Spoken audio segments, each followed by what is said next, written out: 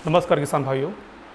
आज हम बैगन की फसल में आज चर्चा करेंगे, जिसमें एक मुख्य कीट के कारण से किसान भाई को बहुत सारी समस्याओं का सामना करना पड़ता है, जिसका नाम है तना और फल छेदक।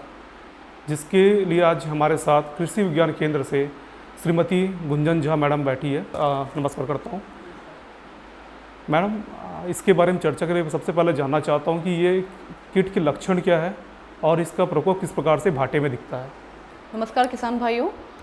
जैसा कि आज मिथिलेश जी ने मुझे बताया कि किसान भाई जो हैं वो फल एवं तना छेदक जो आपके बैगन में बीमारी आती है, इससे काफ़ी समस्या से जूझ रहे हैं।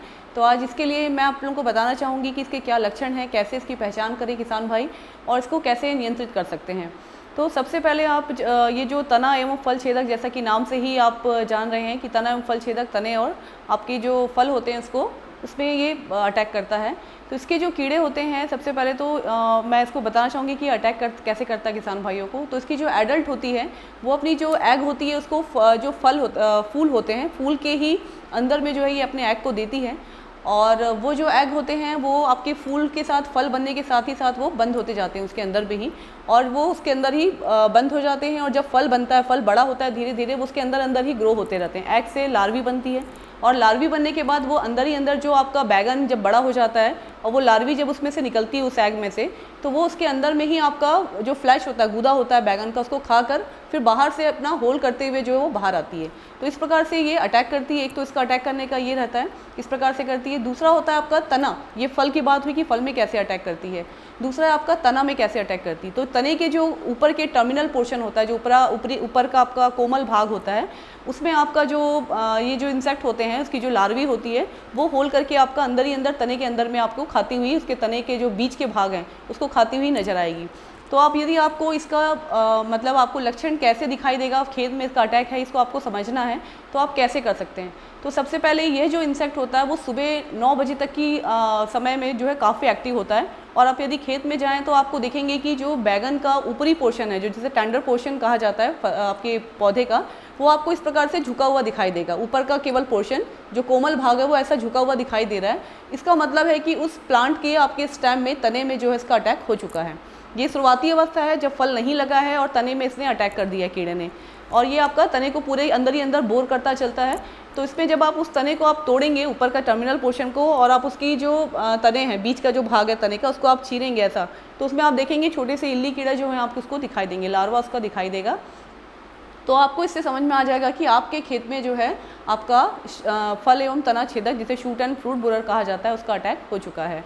तो इस प्रकार से इसके लक्षण होते हैं कि कैसे आप पहचान कर सकते हैं। जैसे मैंने बताया कि सुबह के टाइम में आपको खेत में जाके खड़े होना है और देखना है कि आप ऊपरी पोर्शन जो है झुका हुआ दिखाई दे रहा है कि नहीं। यदि है तो उसे तोड़ के देखेंगे तो आपको ये इसके लक्षण समझ में आ जाएंगे।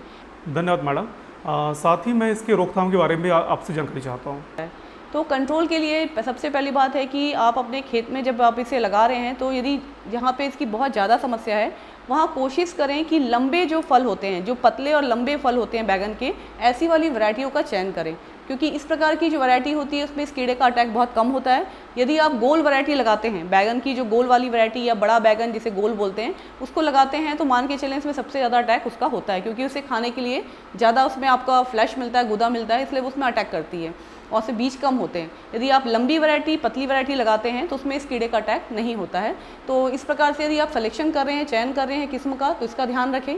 दूसरा, आप प्रतिरोधी कई सारी ऐसी किस्म जो हैं आपकी मार्केट में और गवर्नमेंट सेक्टर में आ चुकी हैं जो शूट एंड फ्रूट बोरर के लिए रेजिस्टेंट है, आप उसका उपयोग कर सकते हैं। और तीसरा, यदि केमिकल इसकी यदि ये कीड़े आ चुके हैं तो तीसरा आपका होता है कि प्रिवेंशन मेजर, कि आप उसको कलेक्ट करें। जैसे जहाँ जहाँ पे आपको लग रहा है कि इसका अटैक दिखाई दे रहा है, इसकी लार्वी दिखाई देती है सुबह के समय में, आप यदि खेत में जाते हैं तो उसको आप कलेक्ट करके इसको डिस्ट्रॉय कर सकते हैं, नष्ट कर सकते हैं।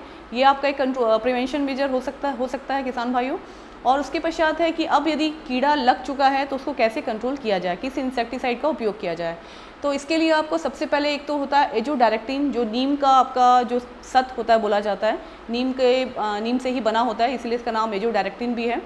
तो इसका जो है इसका 4 ml प्रति लीटर दर से पानी के जो 4 ml 1 लीटर पानी में डालना है आपको, घोल बना के इसका छिड़काव करना है आपको। तो इससे आप निजात पा सकते हैं इस कीड़े से।